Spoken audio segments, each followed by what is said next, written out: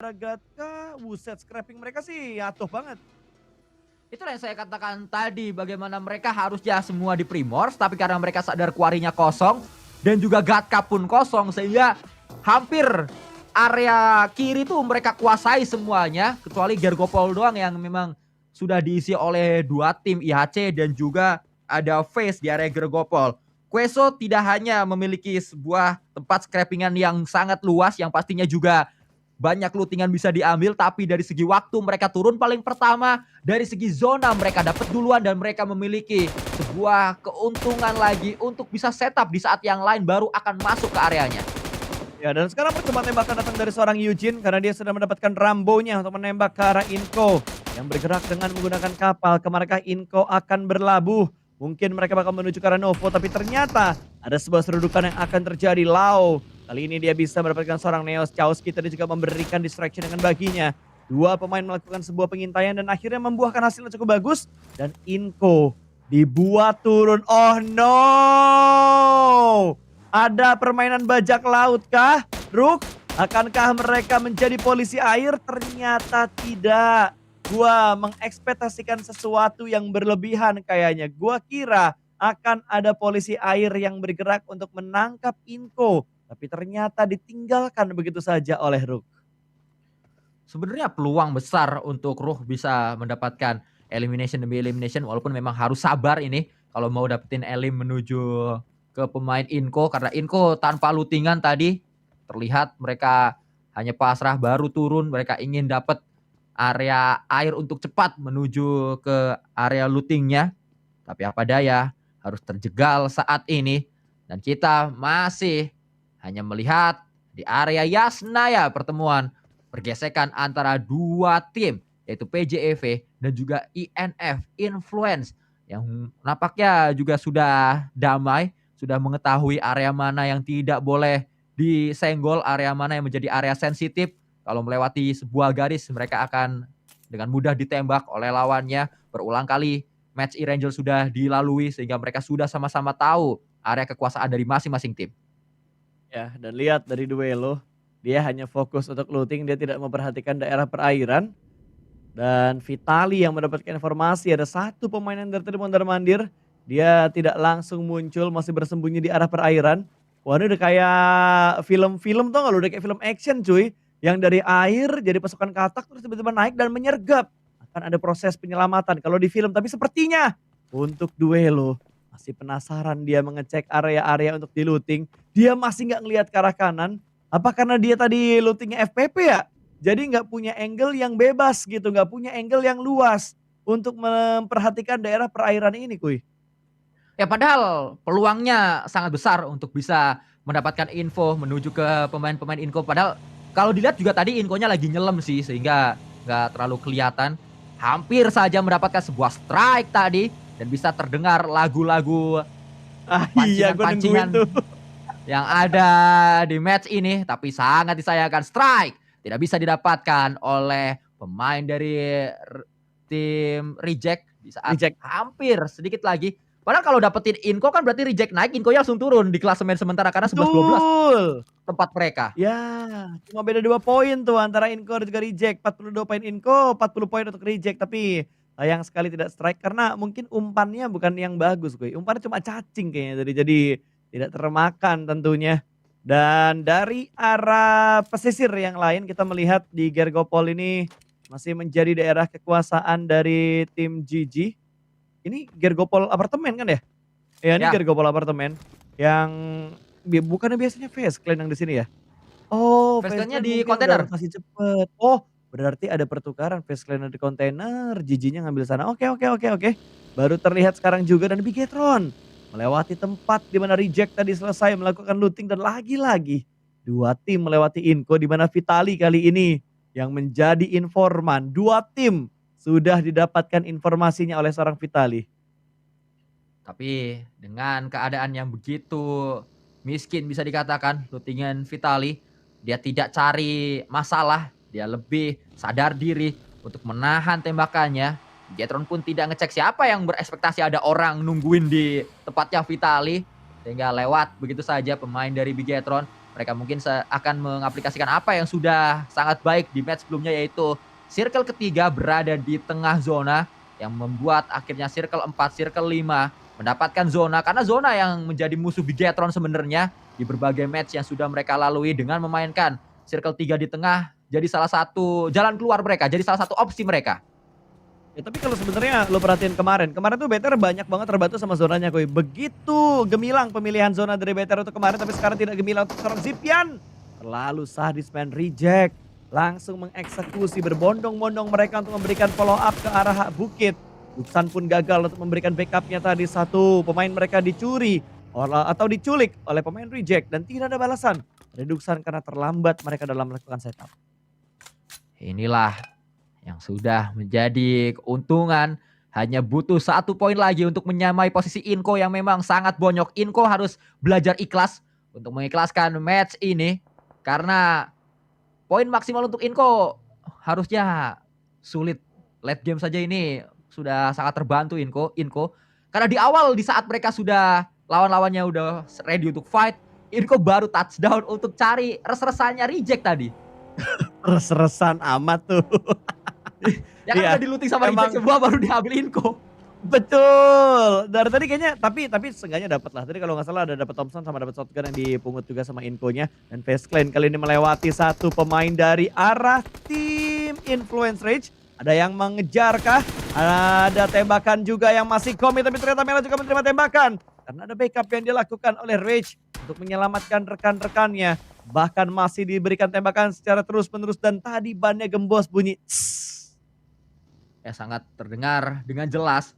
Utility sudah disiapkan smoke untuk bisa menutup dan menjadi smoke preventif agar bisa sedikit mereduksi resiko demi resiko yang akan dialami oleh FaZe. Mereka mengambil tempat yang harusnya menjadi lootingan dari Nova kalau Nova bermain di PMGC. Gatka yang memang terus diambil oleh tim asal China tersebut. Ini tempat yang juga bau-baunya akan menjadi ending dari match ini, karena cukup tengah tempatnya dan enak sekali bisa naik ke atap juga nih kalau ngambil tempatnya FaZe.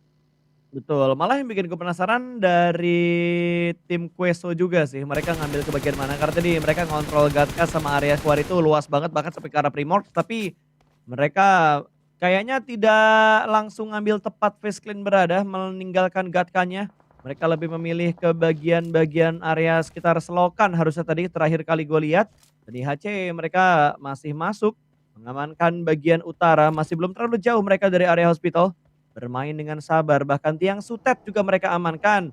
Xavier lebih memilih untuk mengamankan area selokan. Bentar, kalau udah Xavier di selokan, ada Nikma di sini. Tim Queso di mananya ya?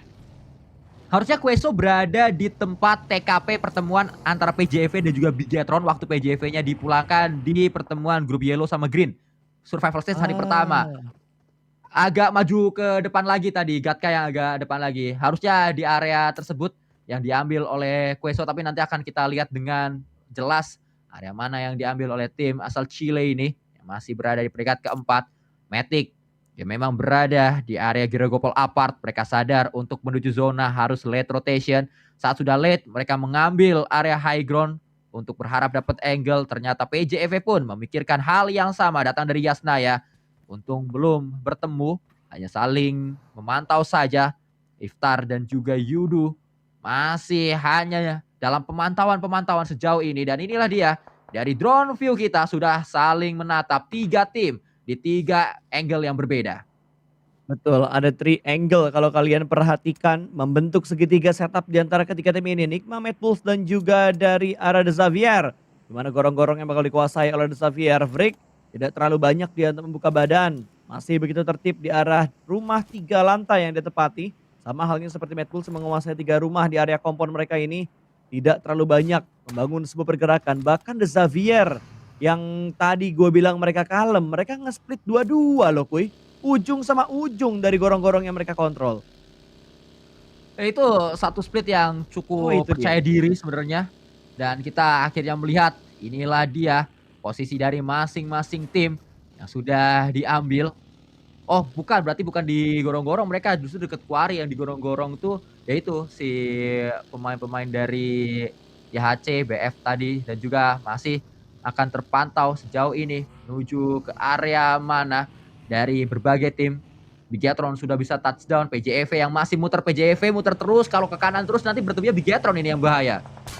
Itu dia, itu yang gue takutkan dan tidak gue harapkan pertemuan di antara kedua tim Indonesia. Namun Fairfield harus dijaga kalau misalkan itu terjadi, tapi Mad Bulls membuka keran eliminasi mereka, mendapatkan satu pemain dari Reject Sarah. Akan langsung dipulangkan menuju ke lobby, tidak ada percobaan backup dari pemain-pemain Reject yang lainnya karena memang terlalu jauh. Namun tembakan datang menuju ke arah Frozen, tapi Frozen masih bisa tenang dia, masih bisa turun untuk menutup angle shoot dari arah Reject. Berbeda sekali E-Ranger pertama dan juga E-Ranger yang kedua. Di E-Ranger yang kedua kita masih harus sangat bersabar melihat fight pecah 4 lawan 4. Dengan banyaknya match sudah dilewati dan juga berarti match tersedia tinggal sedikit lagi. Tim-tim ini mulai nahan berpasta. Tim-tim ini tidak terlalu gegabah untuk membuka badannya untuk melancarkan sebuah serangan. Kalaupun kelihatan hanya percobaan tembakan, setelah itu tidak dicoba lagi bahkan. PJV yang lewat Inko kembali dalam keadaan yang tidak terlalu fit. Dari segi lootingan mereka mengikhlaskan orang-orang lewat di areanya. Ya, diikhlaskan begitu saja, tidak ingin membuka tembakan, tidak ingin membuka informasi. Karena tim-tim yang lewat di sekitar mereka terpantau dari PJEV seperti yang dibilang sama Sanskui. Agak-agak deg-deg ini. -1 jantung kembali lagi akan berdetup, akan berasa. Dan sepertinya Bigetron yang akan terlebih dahulu berpapasan dengan tim Yudu. Di mana Adik Lux sudah mulai turun dari arah vehicle-nya, Flux juga sudah mulai turun dari arah mobilnya. Ada Lapar yang melihat ke arah belakang. Backup akan dilakukan, masih muter-muter. Pemain dari Bigetron memancing bunyi tembakan dari Yudu, namun Yudu yang membuka tembakan dan bisa mendapatkan satu, malah Lapar yang terlambat tadi dalam bergerak sedang mengintai, malah dia yang diintai. Pulang satu pemain dari Bigetron dan PJEV datang di belakang dari Yudu. Inilah yang tadi sempat kita lihat, bahkan saat ini Ziol kembali untuk mendapatkan satu pemain. Duel DBS dimenangkan oleh IHC. Lagi-lagi tukang tabrak memang IHC, banyak tim ingin mereka langsung pulangkan. Kueso mendapatkan satu knockdown, Meku tumbang. Bahkan tidak hanya Meku, Kitsune juga sudah mulai terspotlight dengan dia menggunakan dasianya berputar. Pastinya bunyi dasia tersebut memunculkan sebuah informasi untuk Kueso bisa mencari di manakah pemain dari Gladiator berada. Kueso mulai mengirimkan 2 bagimen, tembakan menuju Reyes. Masih belum ketahuan, justru Tixi membuka posisinya. Yap. Dan sekarang dari GG akan kembali lagi mereka melakukan setup yang lebih rapi lagi. Namun di bagian lain dari PJV bisa mendapatkan satu pemain dari Yudu. Baru mereka kenokin, belum mereka pulangkan. Granat begitu matang. Lemparnya kemana, di cancel ternyata Tixi. Mengokang kembali granatnya, mungkin bakal dilemparkan menuju ke lantai 2. Bagian mana yang bakal dilempar, tapi di cancel lagi. 2 kali nih. Sekali lagi nggak lo lempar. Gue lempar piring dan akhirnya dilempar sama seorang Tixi. Namun dia membuka posisinya. Papi Potro langsung merespon di mana Tixi berada. Matic juga bakal memberikan backup dari bagian belakang. Menjadi watchtower dari arah GG. Melihat dan mencari informasi. Seperti apa setup yang dilakukan oleh Kueso. Sementara ini Tixi masih mencoba granatnya yang kembali lagi akan ke spot oleh seorang Papi Potro. Dilempar menuju ke arah smoke dan meletup namun tidak bisa mendapatkan knockdown. Pergerakan juga langsung dibangun kembali. Akan ada pertukaran tempat sepertinya. Atau rotasi lain yang akan dilakukan, ternyata sebuah penjemputan untuk bisa melakukan regroup untuk tim GG. Sebenarnya Papi Potro punya 3 detik tadi saat Tixi melemparkan utility ke depan. Tapi 3 detik tersebut Papi Potronya tidak siap sehingga tembakan M16-nya tidak bisa dilancarkan. Dan berujung pada damai untuk kedua belah pihak. Sama-sama sadar diri zona tidak aman untuk keduanya. Mereka menuju ke zona terlebih dahulu, mementingkan rotasi terlebih dahulu, bermain objektif saat ini, pragmatis. Dan Alex pun tidak pragmatis sama sekali, terus saja aktif dia untuk melemparkan utility demi utility. PJV bisa ditumbang satu pemainnya, Flex melemparkan atau menembakkan sebuah tembakan dengan Scar L untuk mendapatkan satu knockdown di pertahanan PJV. Kita belum mengetahui apa yang sedang dialami oleh PJV. Yang masih terus kita lihat, terus kita pantau adalah INF. Dan juga di sisi lain kembali setelah melakukan rotasi lepas dari jegalan satu tim, Ruh nampaknya yang ingin segera dipulangkan oleh Gladiator. Berpikir untuk rotasi adalah keputusan yang tepat karena mereka akhirnya bisa menarik satu elimination. Ya, tapi belakang mereka ada tim Kueso yang bakal mengganggu. Bahkan itu dia gua bilang, di belakang mereka ada Kueso dan Kueso memberikan tembakan 2 tumbang dari tim GG Tixi. Harusnya bisa langsung dipulangkan menuju ke lebih, tapi untungnya ada smoke yang mereka pop up namun Meku tidak akan bisa terselamatkan. Tixi juga tidak akan bisa terselamatkan. Queso kali ini benar-benar menjadi pelakor, benar-benar menjadi pengganggu. Bahkan Papi Potro masih mencari satu orang yang ada di bagian bawah. Itu dia Kitsune. Dan Kitsune yang berhasil memenangkan 1v1 yang dipancing oleh seorang Papi Potro. Ya namanya jodoh nggak kemana setelah pemain dari GG keluar dari compound tim Queso. Mereka tetap dikejar oleh Queso, bahkan langsung dipulangkan. Memang butuh kesabaran dan kesabaran tersebut membuahkan hasil untuk Queso. Walaupun memang sangat disayangkan, Papi Potro harus pulang menuju lobby sebagai tumbal dari 4 elimination yang dikumpulkan Queso sejauh ini. Dan tembakan yang dilakukan oleh Red Face membalaskan apa yang dialami oleh rekannya tadi. Yap. Dan Queso juga sudah mulai bergerak. Kali ini mereka mendapatkan satu area touchdown. Ada Face Clan di sekitar mereka. Ada Rook di belakang mereka. Mana yang bakal mereka prioritaskan untuk mereka kontrol. Tapi Influence Rage diamankan oleh Bigetron. Superboy tadi bisa mendapatkan satu. Bahkan langsung dipulangkan tapi di steal. Ada maling di sini. Sebuah pencurian eliminasi terjadi. Bigetron gagal memecah atau membuka keran poin mereka. Karena dicuri tadi satu yang sudah di take down oleh seorang Yuhai. Namun Bini di bagian lain akan melemparkan granat menuju ke Federal. Begitu matang dan Federal dipulangkan ke lobby. Face Clan juga sedang memberikan tekanan. Kali ini Rook yang bakal diincar 2 granat, 3 granat. Wah itu dia. Tapi Eugene masih bertahan namun tidak. Dari peluru seorang Mela, tumbang satu dari Rook. Akankah langsung diterabas ke knock satu ras dan ternyata diterabas begitu saja. Dilindas dengan cepat. Elim bertambah untuk Face Clan memperkokoh peringkat yang pertama. 4 elimination sudah mereka kumpulkan. Yudu juga masih menjadi tetangga yang cukup bandel menuju ke PJV. Karena menarik tidak hanya 1-2 pemain mampu ditarik oleh Yudu saat ini. Mereka masih berada di peringkat keempat dengan 3 elimination. PJV tertahan. 2 elimination saja yang baru dikumpulkan. Ledakan demi ledakan tak terelakkan di fight antara Pasher bersama dengan pemain dari Face Clan. Face Clan masih sangat haus akan elimination. Bahkan sudah mulai diprediksi di manakah posisi dari lawannya. Hanya satu pemain terakhir sudah mulai kelihatan. Tembakan jepitan 3 arah berbeda. Pusing sekali pastinya menjadi seorang Pasher. Betul, Rook langsung diamankan, dipulangkan ke lobby. Face Clan masih begitu stabil permainan mereka. Tapi ada gangguan dari Queso yang tiba-tiba datang menembak dari bagian belakang. Namun Face Clan berinisiatif dengan cepat mereka untuk kabur dan menghindari sebuah resiko untuk dipulangkan dari arah Queso. Tadi percobaan gagal untuk mendapatkan Face Clan. Mereka kembali lagi menusuk ke arah zona. Tapi ada yang berputar-putar di bagian sini. Masih cukup dekat Face Clan ternyata. Kembali lagi datang. Lo jual gua beli kayaknya dari Face Clan. Ya mereka terus mencari di mana lawan-lawannya berada. Mereka tidak takut untuk menabrak. Terlihat mereka memiliki mentalitas yang sangat chill. Ini yang dibutuhkan memang di situasi genting seperti ini. Bermain dengan komit, kalkulasi dengan begitu matang. Keuntungan demi keuntungan kembali didapatkan. Reyes didapatkan oleh Superboy menjadi kuncian dari permainan Bigetron. Masih ada 3 pemain. 1 pemain berhasil ditarik oleh Genfos. Elimination pertama didapatkan oleh Bigetron setelah ada drama steal elimination tadi. Yap. Sudah mulai ada poin-poin yang bisa dibuka oleh Bigetron. Kali ini poin pertama mereka berhasil masuk. Tapi Face Clan masih gotok-gotokan. Mereka kali ini bakal menghadapi tim Duxan. Berubah target mereka dari Queso menuju ke Duxan. Namun Queso juga tertahan oleh tim Nikma. Ada 2 fight dari 2 titik yang berbeda. Tapi Juni naik. Mencoba mendapatkan Morman namun masih belum berhasil. Namun Morman malah bisa memfokuskan dirinya menuju ke arah tim lain. Tapi kali ini Juni kembali lagi mencoba untuk percobaan yang kedua. Namun masih belum berhasil. Morman masih bisa tenang dia. Tidak terlalu greedy untuk melakukan pick menuju ke arah Juni. Bahkan Juni juga begitu tertib dalam memberikan picknya. Face Clan kembali lagi mundur. Mereka ingin melakukan reset dulu. Tidak buru-buru mereka untuk membombardir Duxan. Inilah bahayanya Face Clan. Mereka memang lolos dengan begitu dramatis menuju ke last chance. Tapi di last chance mereka kokoh. Hal yang sama juga sudah dialami Face Clan saat mereka bermain di Liga PMSL dan juga Grand Final PMSL di Liga. Face Clan posisi 16, mereka lolos ke Grand Final di posisi paling buncit, tapi di Grand Final mereka hampir juara. Untungnya digagalkan oleh Alter Ego, tapi itu sudah pernah mereka lakukan dan mereka memiliki mentalitas itu.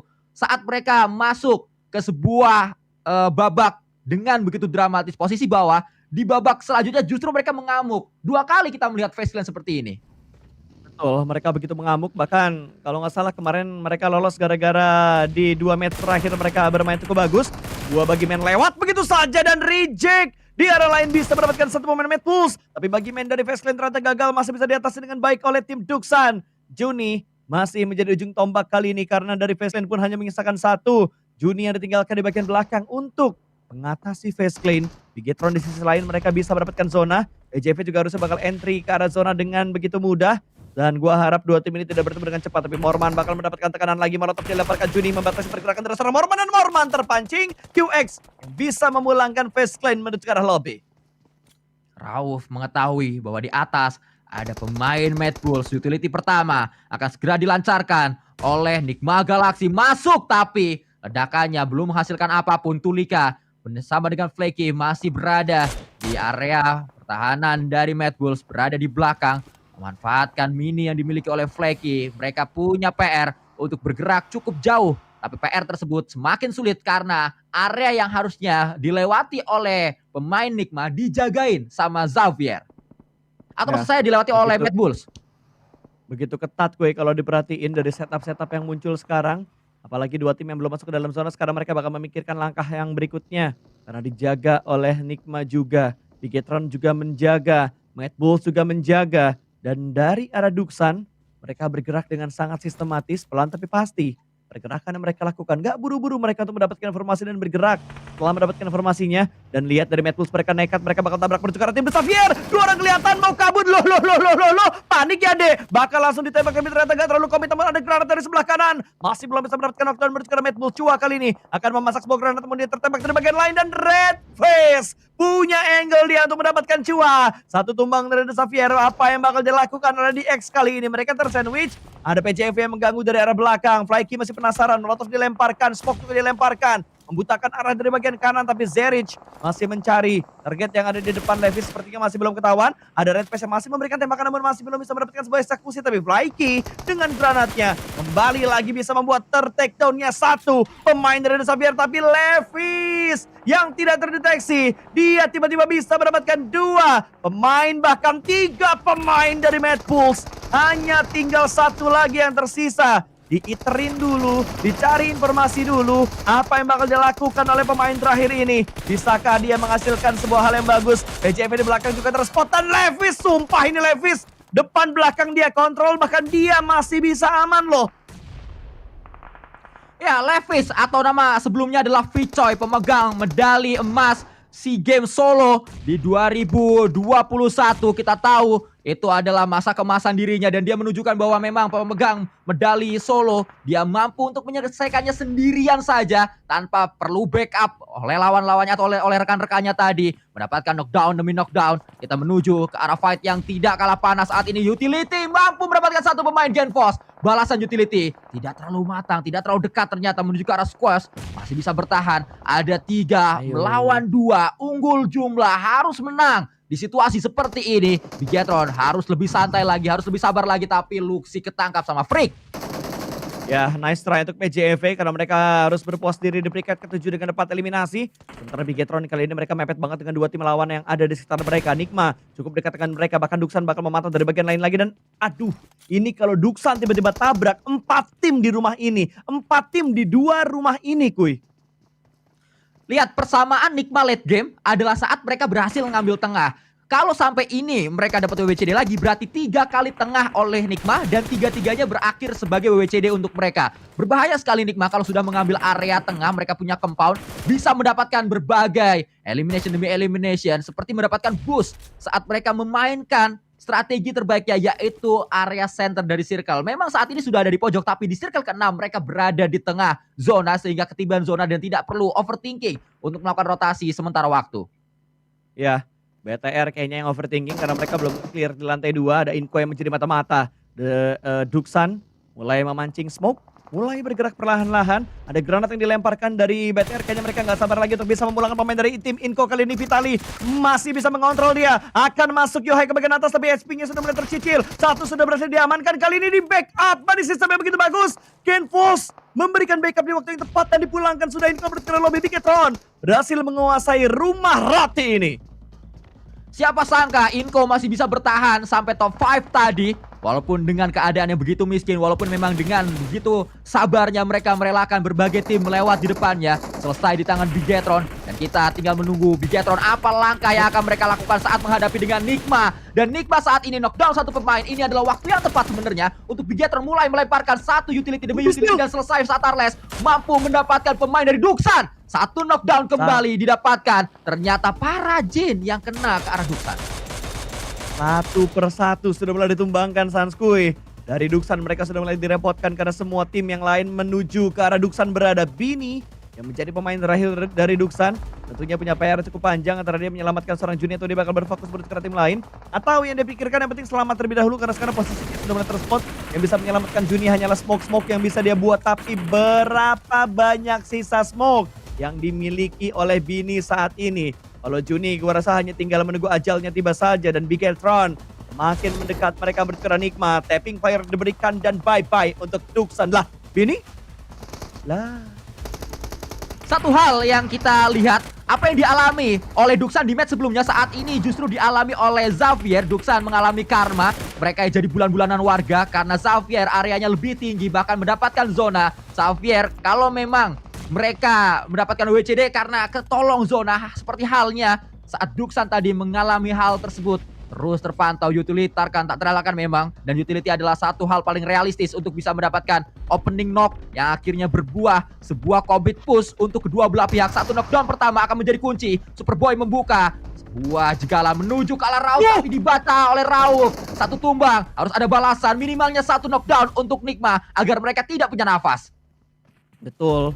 Jadi BTR tinggal 2 lagi yang tersisa. Apa yang bakal mereka lakukan? Stun granat dilemparkan ke arah dalam sana tapi tidak menjangkau pemain-pemain dari tim Nigma. Angle yang free banget tapi ternyata Bigetron tidak siap untuk menembak. Kali ini granat itu dilemparkan begitu saja. Ada satu yang terbutakan. Satu sudah mulai masuk dari arah kitchen namun ternyata berhasil di-take dan Bigetron. Satu persatu pemain mereka tumbang. Dipulangkan mereka di peringkat tengah 3. Nigma bertahan dan akan menghadapi Xavier untuk 2 tim terakhir ini. Nigma ambil center, kekuatannya 2 kali lipat bro Pasta, seperti mendapatkan boosting saat mereka mendapatkan area center dari circle. Itu yang sudah kita lihat di hari ini dan juga di survival stage kemarin saat mereka mendapatkan WWCD. Tinggal satu tim terakhir tapi sudah mulai didorong oleh zona. Pemain-pemain Nigma mulai termakan blue zone. Rauf tak bisa bertahan lagi, tumbang dia terkena blue zone. Freak pun pastinya tak bisa bertahan, harus keluar dari compound ini. Mau tak mau mereka harus menghadapi kenyataan. Utility juga akan meramaikan fight yang terjadi. Satu pemain mampu tumbang dan selesai semuanya. Xavier tim tengah juga yang mendapatkan winner chicken dinner. Diobok-obok leaderboard kalau begini ceritanya. Duxan naik, Nigma naik, The Xavier juga menggila. Aduh, kita serahkan saja langsung ke para analis kita untuk membaca situasi yang sedang terjadi saat ini. Silahkan Dona, Junior, dan Jogi. Alright.